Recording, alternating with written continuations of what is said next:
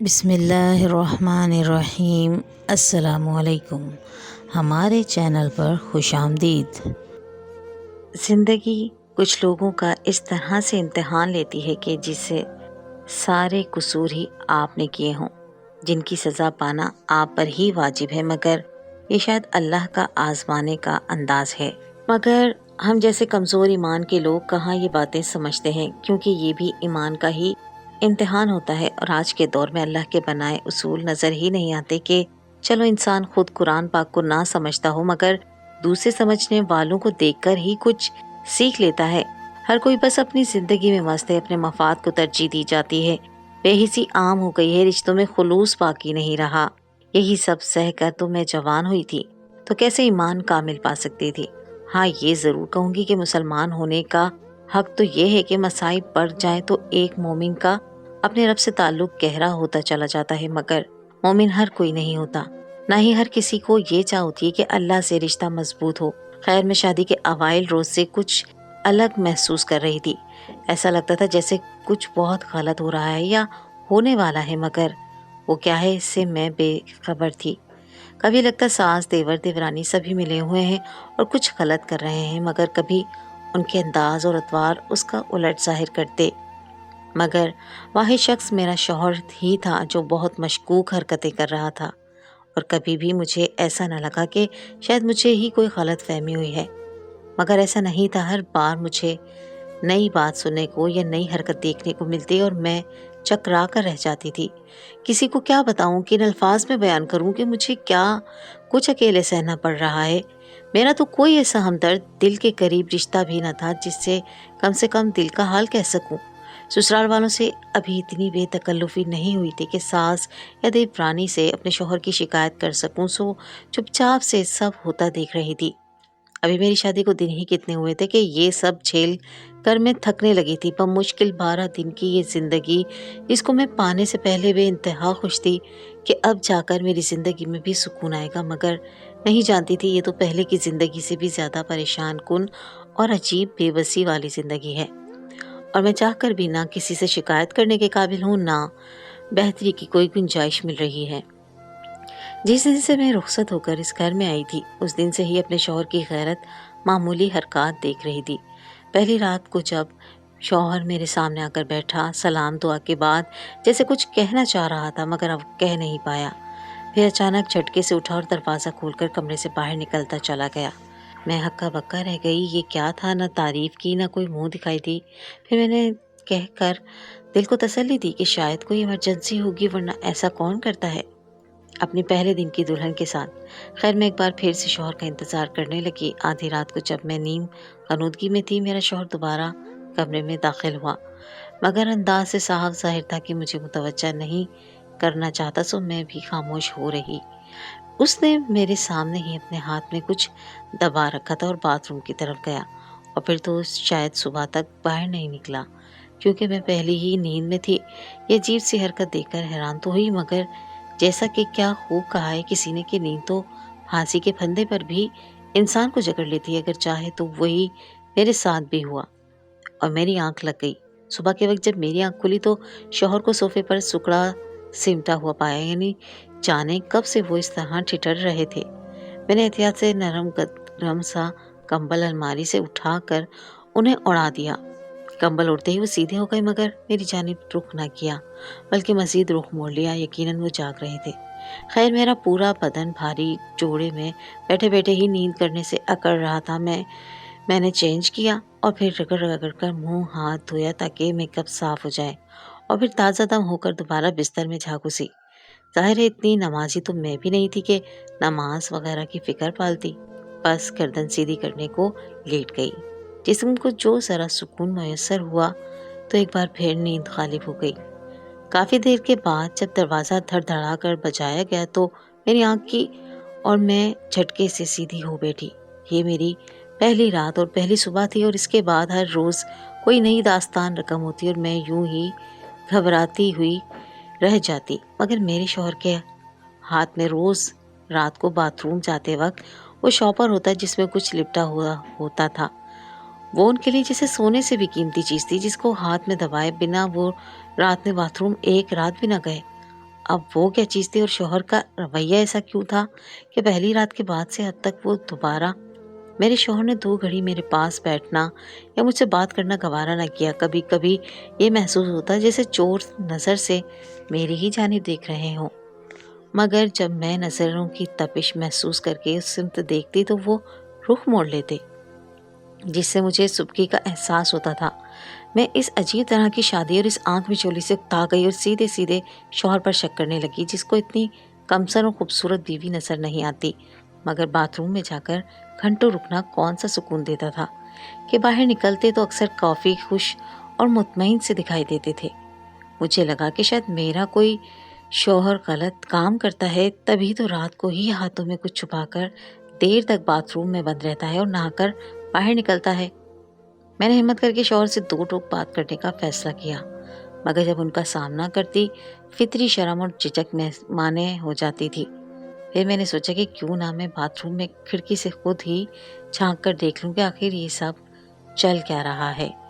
Bath room کی کھڑکی اور کمرے کی کھڑکی پیچھے بنی گیلری میں کھلتی تھی، مگر وہ گیلری تنگ سی تھی اور باتھ روم کی کھڑکی کافی اونچی تھی، سو رسک لینا پڑ رہا تھا، اور رسک کام کافی بچوں کے نے مجھ سے اتنی بار کروائے تھے کہ میں عادی ہو چکی تھی۔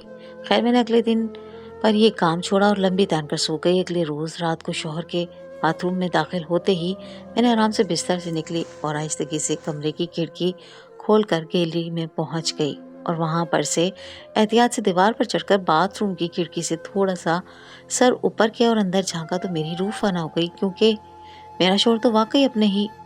میرا نام سائمہ ہے، میں اپنے والدین کی اکلوتی اولاد تھی اور بڑے نازوں میں پل رہی تھی، مگر شاید خدا کو کچھ اور ہی منظور تھا۔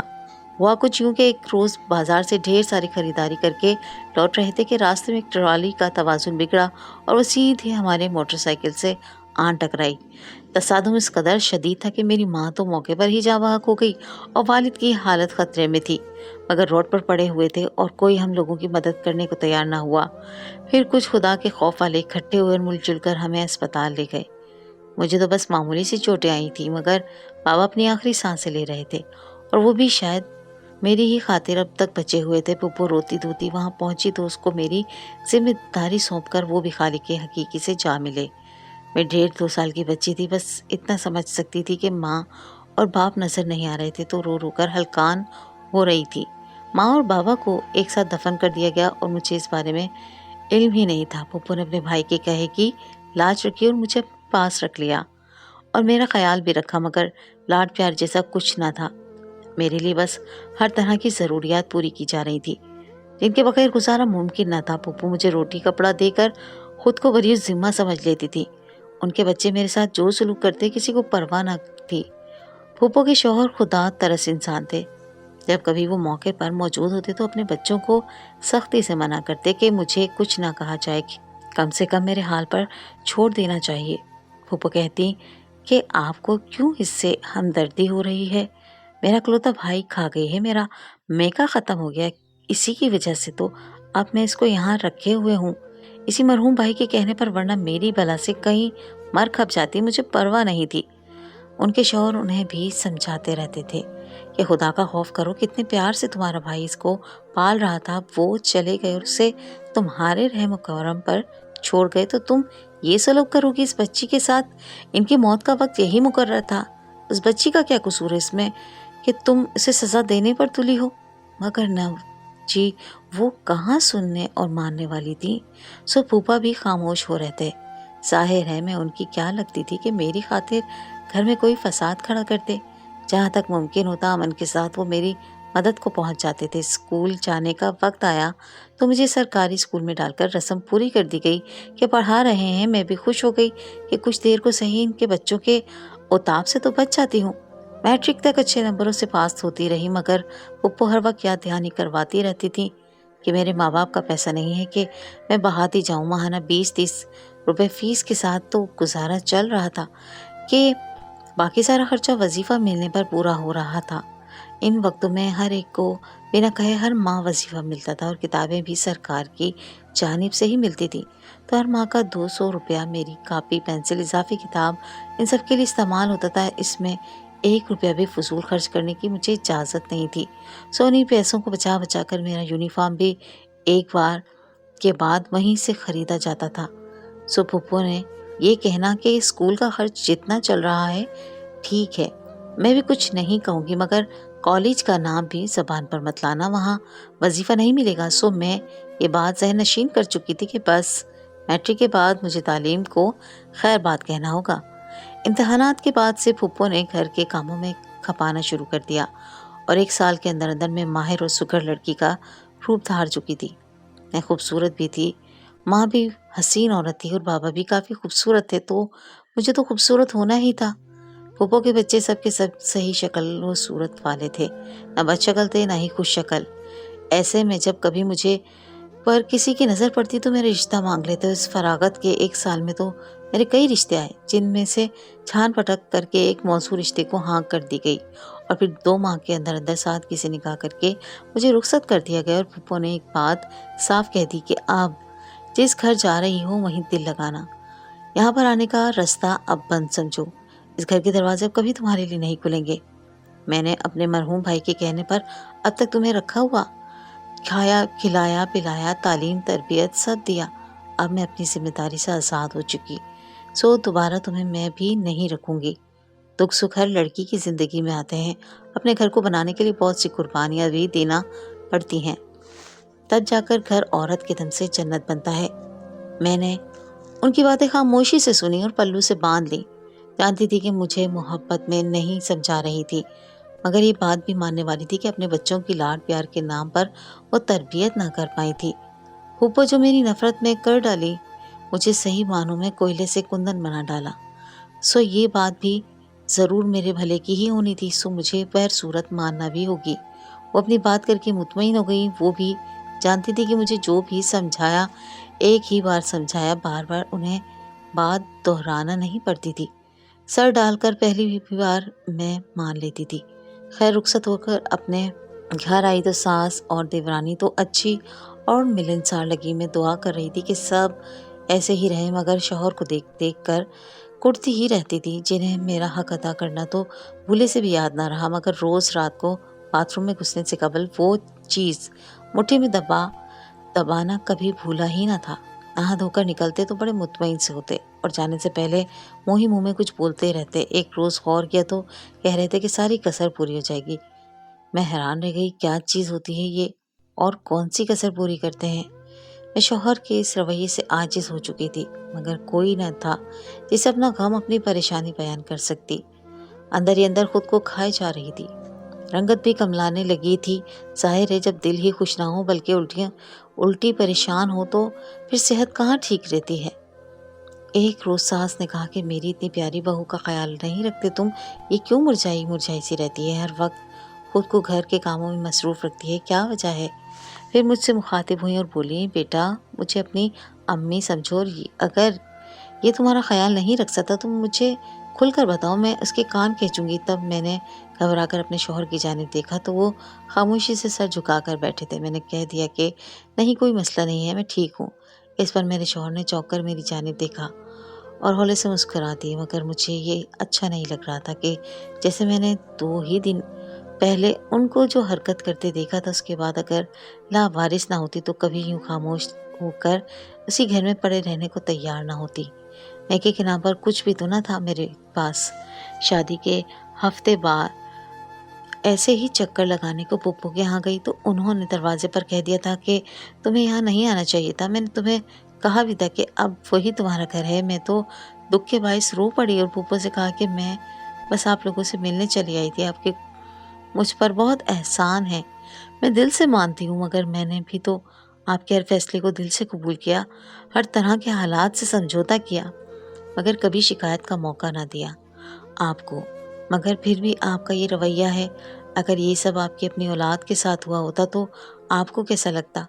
खुदा आप लोगों को हर दुख तकलीफ से महफूज रखे। मेरा भी अल्लाह ही मालिक है, माज़रत ख्वाह हूँ आपको तकलीफ दी, आइंदा कभी यहाँ नहीं आऊँगी। खुदा हाफिज़। मैंने अपने आंसू बेदर्दी से रगड़े और वहाँ से चल पड़ी। अब कौन सा सहारा था जिसके बल पर मैं यहाँ पर कुछ बोलती। जैसा भी था मेरा शौहर था, ये शख्स जिसके नाम से इस घर में पूरे हक से मैं रह रही थी। یہ سہارا خود سے خود ہی چھین لینا میں نے گوارا نہ کیا تھا، مگر دل سے شوہر کے کرتوتوں پر پردہ نہیں ڈال رہی تھی کہ فخر محسوس کرتی۔ مگر رات کو شوہر نے خود ہی بات شروع کی اور مجھ سے اپنے رویے کی معافی مانگتے ہوئے مجھے اپنے بارے میں سب کچھ سچ سچ بتا دیا کہ کیسے ان کو پورے بدن پر خارش اور بہت بھدے پھوڑے ہیں، جن کے باعث وہ خود کو اس قابل نہیں سمجھتے کہ میرے یا کسی کے بھی قریب بیٹھ بھی سکیں۔ اسی لیے وہ مجھ سے دوری اختیار کیے ہوئے ہیں، مگر اپنا علاج بھی جاری رکھے ہوئے ہوں اور کافی افاقہ بھی ہو رہا ہے۔ میں پچھلے 1 سال سے اس مسئلے کے باعث بہت پریشان رہا ہوں۔ اسکن اسپیشلسٹ سے بھی دوائی لی، مگر کوئی فرق نہیں پڑا۔ پھر ابھی 2 ماہ پہلے ہی ایک حکیم سے علاج شروع کروایا ہے جو 3 ماہ کا کورس ہے، اور اس میں ناغہ بالکل نہیں کرنا تھا، سو میں باقاعدگی سے یہ دوا استعمال کر رہا تھا۔ مگر اب جب سے 1.25 مہینہ ہی باقی رہ گیا ہے تو امی نے شادی کے لیے شور مچا دیا۔ میں نے وقت مانگا تھا، مگر تمہارے گھر والے زیادہ وقت دینے کو تیار نہ تھے، اور امی تم سے دستبردار ہونے کو تیار نہ تھی، تو مجھے مجبور ہو کر شادی کرنا پڑی۔ مگر میں نے اپنا یہ مسئلہ کسی سے بیان نہ کیا تھا، اسی لیے تم سے بھی چھپا کر رکھنا چاہتا تھا، کیونکہ اکثر لوگ ایسی چیزوں سے وہم کرتے ہیں۔ اسی لیے میں رات کو بلا ناغہ یہ دوا لے کر باتھ روم میں جاتا ہوں اور حکیم کے بتائے ہوئے طریقے کے عین مطابق نہا کر اس کا استعمال کرتا ہوں اور کافی پرسکون ہو جاتا ہوں، ورنہ شاید تم یقین نہ کرو گی کہ میرا جسم 22 گھنٹے کے بعد ہی دوبارہ سے شدید خارش اور جلن میں مبتلا ہو جاتا ہے۔ مگر یہ دوا مجھے 24 گھنٹے پورے ہونے کے بعد ہی استعمال کرنا ہوتی ہے، اور میں نہیں چاہتا تھا کہ اس دوران میں تمہارے سامنے پاگلوں کی طرح اس کھجلی کو برداشت کروں، اس لیے وقت سے پہلے ہی باتھ روم میں گھس جاتا ہوں۔ کیا تم مجھے معاف کر سکتی ہو اور میرا ساتھ دو گی اس مشکل میں؟ مجھے تمہارا ساتھ چاہیے۔ میرے شوہر نے اس عاجزی سے مجھ سے میرا ساتھ مانگا تھا کہ میں نے دل سے حامی پڑھ لی اور ان سے معافی بھی مانگی کہ میں انہیں غلط عادتوں کا شکار سمجھ بیٹھی تھی، اور بقیہ وقت ہم نے سکون سے گزارا تھا۔ اور جب ان کے 3 ماہ مکمل ہوئے تو انہوں نے حکیم صاحب سے دوبارہ چیک کروایا، جن کا کہنا تھا کہ شاید میرے شوہر کو یہ دوا مزید بھی کچھ وقت سے ایسے ہی سب سے دور رہ کر استعمال کرنا پڑے۔ مگر اب حکیم صاحب نے انہیں مبارکباد دی کہ وہ مکمل طور پر صحت یاب ہو گئے ہیں اور آج سے ہی غسل کرنے کے بعد اپنی زندگی کو پورے اطمینان سے شروع کر سکتے ہیں۔ میرے شوہر نے بہت خوش ہو کر مجھے یہ بات بتائی تھی، اور پھر وہ باقاعدہ ہماری شادی کی پہلی رات تھی۔ میرے شوہر نے مجھے پورے مان سے اپنایا تھا اور آج تک دوبارہ کبھی مجھے کسی قسم کی تکلیف نہیں ہونے دی۔ سچ کہتے ہیں صبر کا پھل میٹھا ہوتا ہے۔ میں نے بھی صبر سے سب برداشت کیا تھا، جس کے نتیجے میں ایک عظیم شخص کی زندگی میں پورے حق سے شامل رہی۔ اگر تب میں بے صبری کا مظاہرہ کرتی اور ساس کو ہی ان کے بیٹے کی شکایت کرتی تو شاید اب یہ مجھے اتنی عزت اتنا مان نہ دیتے، یا شاید مجھے سرے سے اپنی زندگی سے ہی بے دخل کر دیتے۔ مگر شکر ہے میں نے خود کو سنبھال لیا تھا اور ساس کے سامنے بر وقت خود کو نارمل کیا اور سب ٹھیک ہے کا جواب دیا، اور اس رب کی کرم نوازی کے میرا شوہر خود بھی اللہ کی ذات سے محبت کرنے والا اور مسائل میں اسی رب سے رجوع کرنے والا انسان ہے، اور مجھے بھی انہی کی صحبت میں رب سے تعلق قائم کرنا نصیب ہوا ہے۔ انہوں نے مجھے نماز قرآن کی پابندی کروائی اور میں روح کا سکون حاصل کرنے میں کامیاب ہوئی ہوں۔ اب ہر وقت اپنے گناہوں پر شرمندہ ہو کر اپنے رب سے معافی کی طلبگار رہتی ہوں، اور اپنے 2 بچوں کو بھی دینی تربیت دینے پر کاربند ہوں۔ میرے شوہر خود میری اور بچوں کی دونوں کی اصلاح کرتے رہتے ہیں۔ دوسری جانب پھپھو کو میں نے تو معاف کر دیا تھا، مگر اللہ کا وعدہ ہے کہ ظالم کو اسی دنیا میں اپنے کیے کا انجام بھگتنا ہوگا اور آخرت کا معاملہ الگ ہوگا۔ تو اس کی روح سے ہی شاید پھپھو کی اکلوتی بیٹی کی شادی ہوئی، تو ایک تو اس کی تربیت پھپھو نے ایسی نہ کی تھی کہ وہ چھوٹے موٹے مسائل سے سمجھوتا کر سکتی، سو میاں سے جھگڑ کر نومولود بیٹی کے ہمراہ میکے آن بیٹھی۔ اگر 2 بھائی تھے اور دونوں ہی اس کو اپنے گھر رکھنے کو تیار نہ تھے، اور ان دونوں نے خود ہی اپنی بہن کی بہنوئی سے صلح کروا کر بہن کو زبردستی اس کے گھر روانہ کیا۔ مگر چند ماہ بعد وہ دوبارہ میکے والوں کے در پر آئی تو بھائیوں نے اس کو گھر ہی نہ گھسنے دیا کہ تم تو بیٹھ ہی جاتی ہو اور واپس جانے کو تیار نہیں ہوتی، سو اس گھر میں تمہاری کوئی جگہ نہیں ہے۔ وہ واپس لوٹ گئی، مگر شوہر کو بھی وہ خود سے نفرت کرنے پر مجبور کر چکی تھی۔ سو اب وقت بہت مشکل سے گزار رہی ہے، ہر وقت روتی رہتی ہے، شوہر کو اس کی کوئی پرواہ نہیں ہے۔ ظاہر ہے 2 بار جو بیوی سارے گھر والوں کے سامنے اپنے شوہر کو بے عزت کر کے چلتی بنی مگر واپس بھی اسی کے گھر لوٹ کر آئی، تو وہ اب کیا کسی کو بھائی کی۔ اتنی ذلت کے باعث گنتی کے مرد ہوتے ہیں جو 2 دن میں ہی بیوی کی تمام غلطیاں فراموش کر دیتے کا حوصلہ رکھتے ہیں، اور یہ ماریا یعنی پھپھو کی بیٹی کو شوہر اس طبیعت کا نہیں ملا تھا جو سب کچھ فراموش کر دیتا۔ وہ تو ایک بڑا صرف کر کے معاف کر چکا، تو یہ خود کو مہمان شے سمجھ بیٹھی تھی، اور پھر سے وہی بدتمیزی اور جھگڑے کرنے لگی تھی، اور پھر ایک روز بات زیادہ بگڑ گئی تو سب کو 100 باتیں سنا کر دوبارہ سے ماریا گھر آنا چاہ رہی تھی، مگر بھائیوں نے دروازے سے واپسی کا راستہ دکھا کر اس کی عزت بھی 2 کوڑی کی کر ڈالی، جس کا نتیجہ پھر یہی ہونا تھا کہ نہ ہی شوہر عزت کرتا تھا اور نہ سسرال میں کوئی اس کا حامی ہے، اور ماریا وارثین کے ہوتے ہوئے لاوارثوں کی سی زندگی جینے پر مجبور ہے۔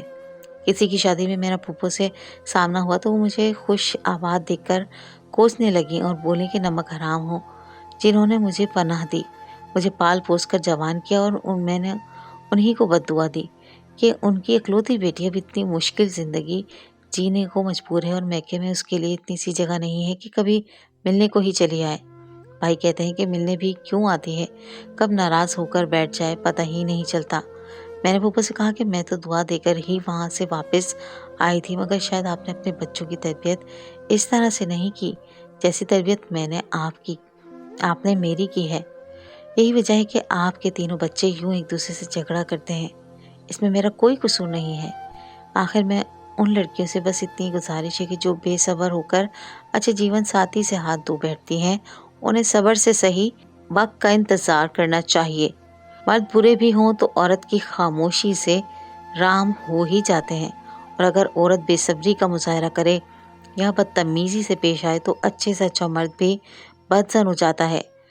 بنا کچھ بھی برداشت کیے تو اللہ نے بھی عورت کو جنت کا وعدہ نہیں کیا کہ چاہے عورت اپنے شوہر کی عزت نہ کرے، اس کے جذبات کا خیال نہ رکھے، پھر بھی شادی شدہ عورت ہونے کی بنا پر جنت میں داخل ہوگی۔